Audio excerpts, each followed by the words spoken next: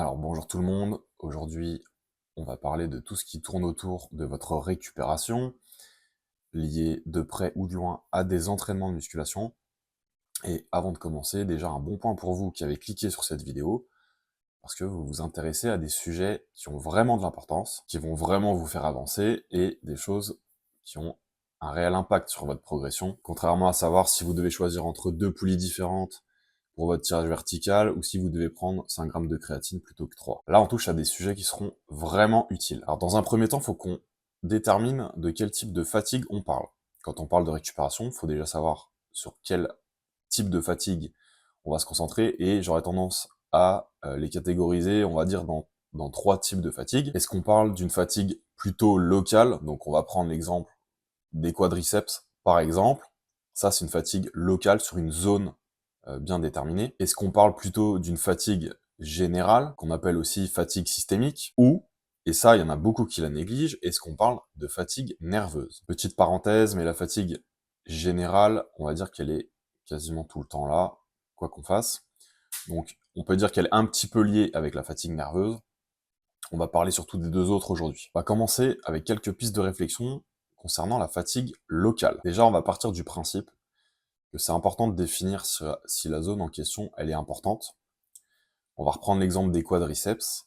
Euh, il est logique de se dire que c'est une zone qui va demander plus de temps de récupération que des biceps, par exemple. En plus de ça, chaque groupe musculaire va récupérer à son propre rythme, et ça varie également en fonction d'une personne à l'autre. Également, le volume que vous allez mettre sur une zone en particulier va grandement faire impacter ce temps de récupération, c'est logique. La fréquence à laquelle vous allez entraîner un muscle va également faire varier la durée à laquelle vous allez récupérer, et ça, c'est un petit peu lié avec le volume d'entraînement. Et encore plus quand on parle de fatigue locale, parce que c'est vraiment ce qui va déterminer le volume qu'on peut se permettre d'appliquer sur une zone en question. Si par exemple vous arrivez pour une séance pec et que dès les séries d'échauffement, tout vous semble lourd, vous avez moins envie, vous avez moins de sensations, il y a de fortes chances que ce soit des signes qui vous disent j'ai pas assez récupéré. Ensuite, le style d'entraînement que vous avez choisi, ou du moins la façon dont vous vous entraînez,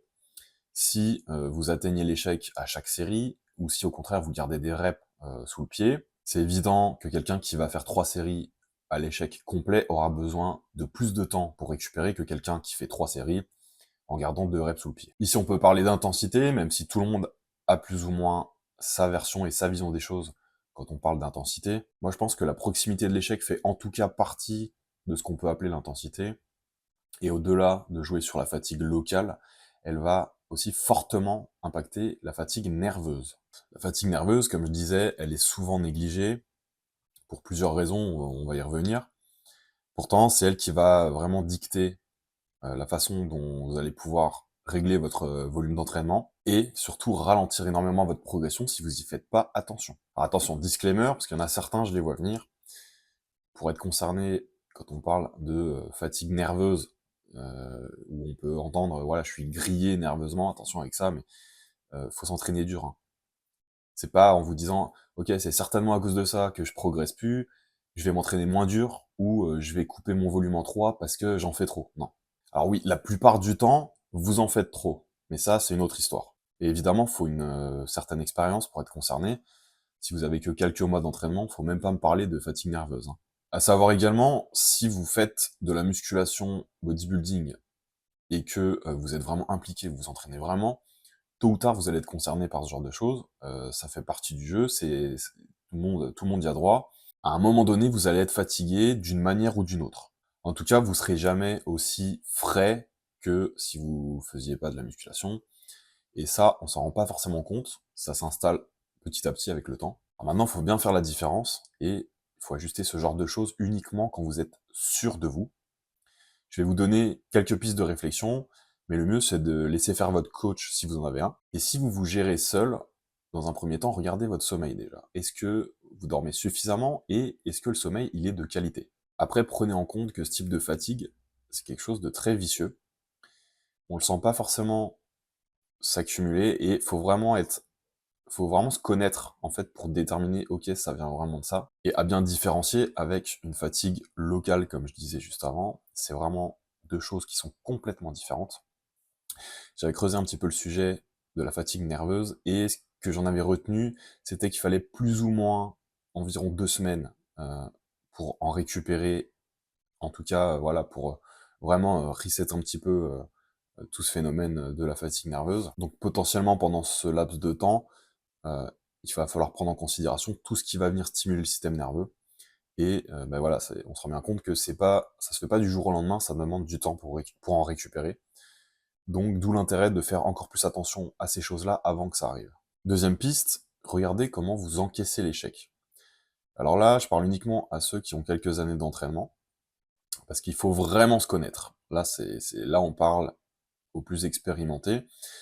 Quand vous allez vous rapprocher de l'échec sur une série, si vous commencez à manquer de nerveux, vous allez le sentir. Et dernier point pour déterminer si oui ou non vous êtes potentiellement en déficit de récup nerveuse, c'est tout simplement les perfs à la salle. Si elles commencent à descendre alors que vous avez toutes les planètes alignées pour qu'elles montent, la question de la récup nerveuse peut se poser. Donc rapidement, une diète bien réglée dans ce sens, vous faites entre guillemets tout bien pour en tout cas pas détériorer votre routine, vous dormez bien, votre entraînement est bien construit, etc., etc. Voilà, j'espère que cette vidéo vous aidera à déterminer si vous récupérez normalement, si vous faites les choses pas trop mal. En tout cas, je vous ai donné les points, on va dire, principaux sur lesquels il faut se pencher quand on parle de récupération. Maintenant, c'est à vous d'en faire bon usage. Si vous avez des questions plus particulières sur ce sujet, ou même sur d'autres, n'hésitez pas à m'écrire dans les commentaires ou même sur Instagram. Je ferai tout ce que je peux pour vous aider. Pour ceux qui sont à la recherche d'un accompagnement pour, entre guillemets, tout laisser gérer et faire confiance à quelqu'un, plutôt que voilà, d'essayer de se creuser la tête à savoir si on fait les choses bien et pas être sûr de soi, etc. Je peux éventuellement vous prendre en suivi si votre profil m'intéresse. Le lien est dans la description. Sur ce, je vous laisse. N'oubliez pas de liker pour l'algorithme et je vous dis à bientôt.